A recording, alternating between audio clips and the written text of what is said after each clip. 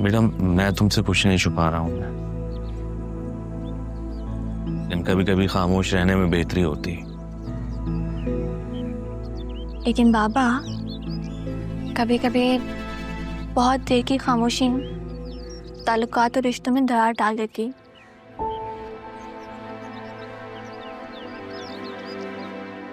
इतनी समझदार हो गई है मेरी बेटी।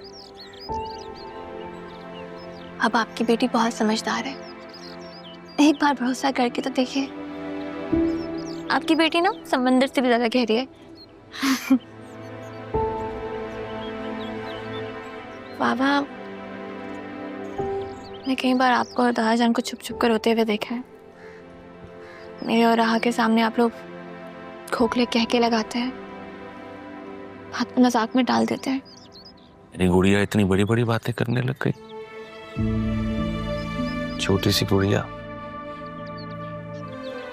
अभी तक आप मुझे छोटी सी गुड़िया समझते हैं ना? कि बाबा, मैं जानती हूँ कि हकीकत कुछ और है।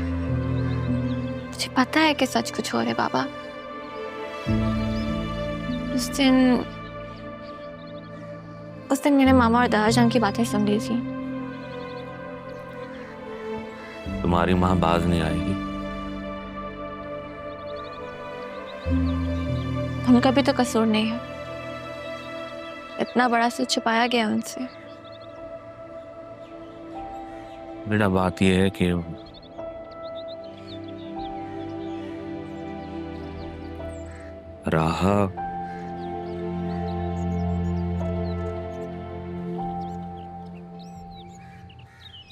राहा मेरी बहन की बेटी।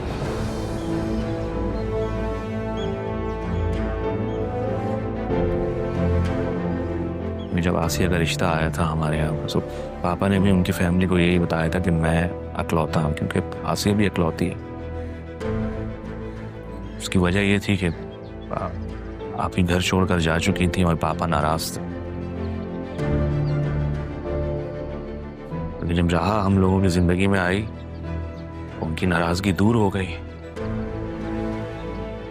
मगर उस वक्त तक बहुत देर हो चुकी थी।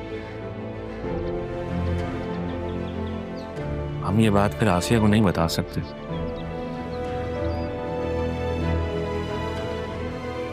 बस इसकी सजा राहा भुगत रही है, आसिया की बातें सुनती रहती।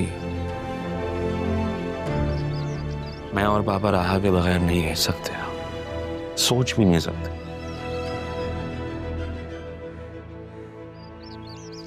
मेरी बहन की बेटी है वो। तुम ये बात राहा को मत बताना प्लीज। मैं मर जाऊंगी, लेकिन कभी भी ये बात अपनी ज़बान पर नहीं लाऊंगी। आप मुझ पर भरोसा कर सकते हैं, मुझे पापा के बारे में बता सकते हैं।